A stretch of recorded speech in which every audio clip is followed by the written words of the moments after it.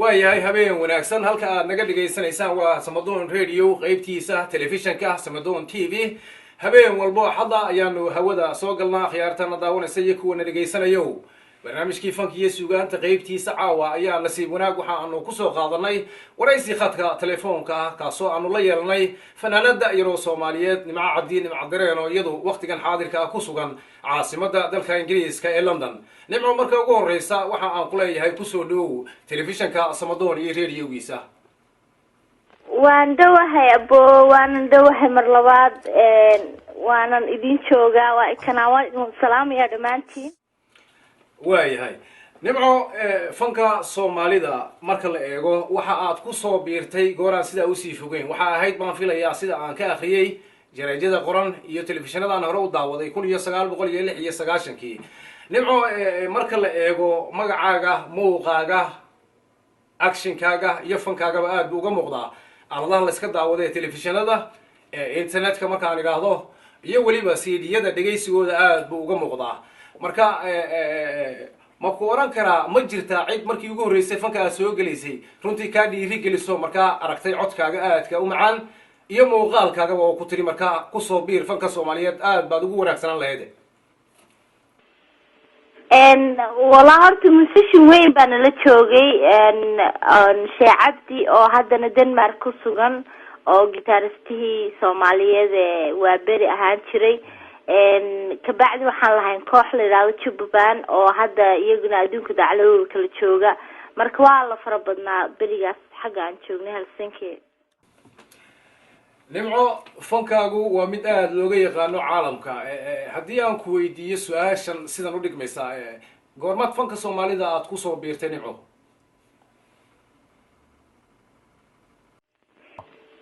abo horta marka hore aniga fanka waxaan ka bilaabay Scandinavia oo ah meeshan ku soo koray oo jecelahay special magaalada Helsinki wadanka Finland waxaana bilaabay markuu sanadku ahaa 96 ilaa haddana sidii baan ugu jiraa Nimco fanaannimadaadu waxa ay noqotay aanu ogsoonahay caalamka afartiisa cirif Soomaalida degan inta milyan ay yihiin inta fankaaga aad ka waxaysaysa waxay arkeen oo ishoodu qabatay inaad qof cajiib ah tahay adigu aad u soo baxday adun ba taas sheegi karaa aad iyo aad anaga og sheegaynana Nimco fanka Soomaalida dadka ku soo biiray dhalintii yar sida aan ogsoonahay heesooda aan dhageysano waxay u badan yihiin heesa marka fanaaniin hore oo Soomaali ay qaadeen dadku waxay sheegaan marka Nimco waayadii dambe ama sanadadii ugu dambeeyay waxa ay noqotay heesaad adigu leedahay inaad doorato aan kugu naqaano heesa kala duwan oo marka talantaali oo dad la qaado ama kuwa adiga gooni ku oo shakhsiyad u qaado adigu lagu alifo muusiga lagu sameeyay waxaa jira cid ka caawisay oo kugula talisay oo ku tiri marka waxa aad u wanaagsanaan lahayd in qofka marka uu fanka ku soo biiro heesa uu leeyahay isagu uu sameesto marka uu wata hawshiisa Nimco maya aboosideeda waxa fiican markaad fanka horta fanka marka qof kasta uu soo galay hees qofku leeyahay inuu ku bilaabo qasab maaha hees kale fanaan aad jecesha ama fanaan ka horeeyo weyn u leeyahay baa lagu bilaabaa laakiin mar waxa fiican ba hadad wixii soo gashid ba fanki soo gashid ba inaad dadkii qadiyado kala nooca jira inaad heesaad adigu leedahay dadkii shacabka u soo bandhigtid ood heesahaaga bartid ood heesa cusub adiga leedahay ood ku dagaaltay kartid aad keensatid fiican annagu waxaan la jaan qaadnay heestii dareen صح nimco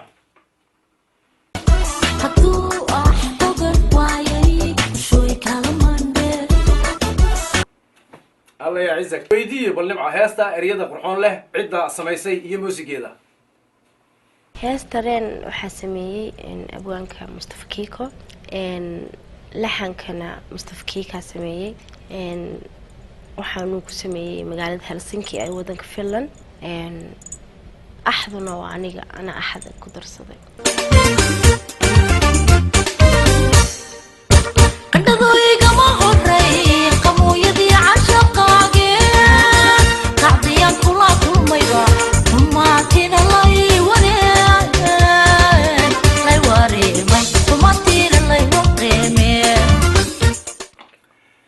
qandadu igama horeyn qamoyadii caashaqe waa eriye qurux badan صح miyaa ku weydiin karaa nimca eriyada mu'alifka iyo muusiga cidda samaysay ka dambeysay quruxdaasi ereyada waxaa ii sameeyey abwaan weyn oo jooga magaalada Birmingham ee wadanka Ingiriiska muusigana waxaa ii tumay musishinka caanka ah Axmed Saalax Qaasim nimco heesaha aad qaado in badan baan runtii caalamka laga dhageystay anna waa dhageystay xasan ahaan heesahaagu waxay runtii aad cajiib ugu yihiin jacaylka ku badan jacaylkana aad bay dadku u jecel yihiin waana xiiseynaa heesaha jacaylku aad bay u qurux badan yihiin laakiin nimco haddii aan ku weydiiyo hees waxaa jirtay fanaan da'yar aad la qaaday waxaan filayaa hees wadani inay tahay waxa aad si talantaali ah aad si wada jira ugu wada qaadaan fanaandiini heesta magaceeda waxaa la yidhaahdaa ninkii duminaya xamarow xaajada kursiga ka weyn الله يعزك نمع ميان كويدين كنا مركا عدة إريادا قروح بدن اللفتي هي موسيقى عدة راعسي heestaas waa hees qadiyada ku saabsan Soomaaliya oo ka hadlaysa yani qof kasta oo yani dadkii dhibaato u geysanaya oo kursiga dadkan ku dagaalamaya ah waa lagala hadlaya waa loo sheegaya waxa leeyahay yani dadkan aad dilaysaan iyo baabi'inaysaan iyo wadankan quruxda badan ee duminaysaan ma aha yani kursi intaad ku fadhiisataan oo intaad xisaab qaadataan aad ka kacaysaan dadkeena sidan u dhaama xaajada kursiga ka weyn kaaraha bulshada ka daa yani qorigan iyo xabadan dadka ka daaya nimco fankaagu waa mid sii korayay markaan idhaahdo heesaha kelida aad u qaado iyo kuwa lamaanaha waxa aad moodaa inay isla eg yihiin bal nala daawada heestan aad la qaado qoomaal inuu samirku roon yaho yahay soor la quuto sabanada adkaada aqliga saxaya saygeegi rabbiyo subanow cabdiyo saygeegi rabbiyo nimco waa hees aad u qurxoon runtii si talantaaliya codkaaga iyo qoomaalba cidda aliftay muusigeeda iyo eriyada cidda lahayd nimco heestaas waxaa alifay cabdiraxmaan abees wiil la yiraahdo abwaan dhalinyaro ah oo reer ingiriiska ah muusigana waxaa tumay maxamed karaama laxankana waxaa saaray maxamed axmed qoomaal nimco marka laga hadlo nimco dareen fankeeda soomaalida afarta cirif ee caalamkan ku nool inta dhageysata khaasatan muusigaagu aadka u jecel markii la yidhaahdo nimco dareen waxay yidhahdaan action nimco ma jirta cid markaa adigu kaa caawisay fanka markaad soo gashay masraxiyadan ama aan idhaahday masraxiyeedkan muuqaalkan ciyaartan habkan goonida adigu u leedahay cid kaa caawisay miyaa jirtay oo markaa ku tiri sidan bay ku wanaagsan tahay maya abo waxa weeyaan kolley wax ay dadkayga fankayga jecel ay arki karaan qofkana waxaa fiican wax kasta natural inuu uga yimaado waa waxa kolley dadka ay arki karaan because anu ma arki karo laakiin waa wax dhowr wareysi oo hadda kahor markaan maraykanka sanadkan tegay waa la iweydiiyey marka anu ma arki karo laakiin waxaan umalaynaya natural ahaan inay tahay nimco haddii aan idhaahdo aan sida tan u dhigo su-aashaydan waxaanu ognahay aanu aqoonsannahay aanu akrinay daawanay fankaaga marka la eego concerta ama xafladaha aad tagto booqashada dalalka aad ku tagto waxaan ognahay inaad tagtay qaaradda america aasiya iyo yurub waxaan rabay inaan ku weydiiyo markaa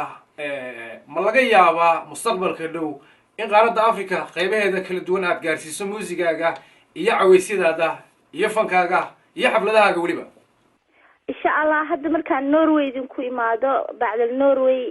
habeenka sanadka cusub habeenka 1 bishan waxaan tegayaa Swiss-ka magaalada Zurich kabacdi markaan London kusoo noqdaa insha allah rajeynaya tour Africa inaan sameeyo nimco barnaamijkan fanka iyo suugaanta caawa aad nagala qayb qaadatay khadkiisa telefoonka maadaama aad kusoo socoto dalka Norway dadkiisa Soomaaliyeed degan farxad weyn ay noo tahay inaad nagala qayb qaadato habeenka sanadka uu isroogay 2011 dad badan ay runtii ka daawanayaan telefishinka qaybtiisa Samadoon dhageysigana aanu hawada ku jirno ay dhageysanayaan ummad Soomaaliyeed aad u fara badan qaybta radio-ga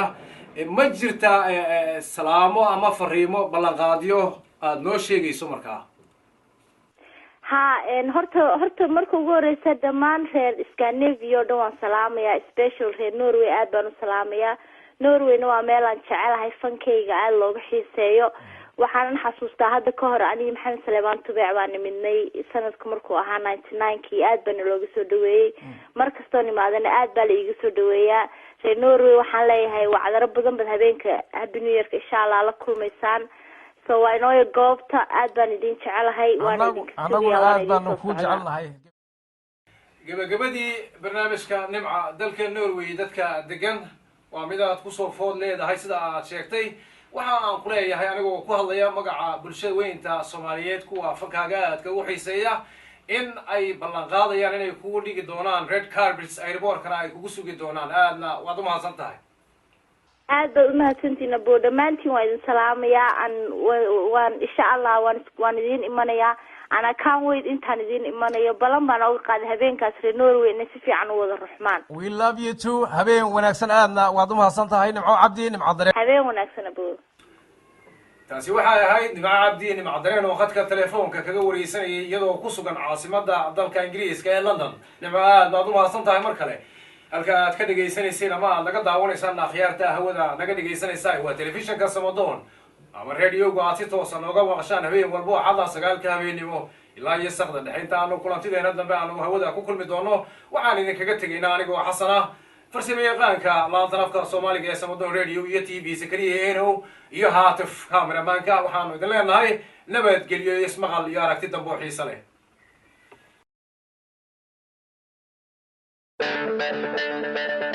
Thank you.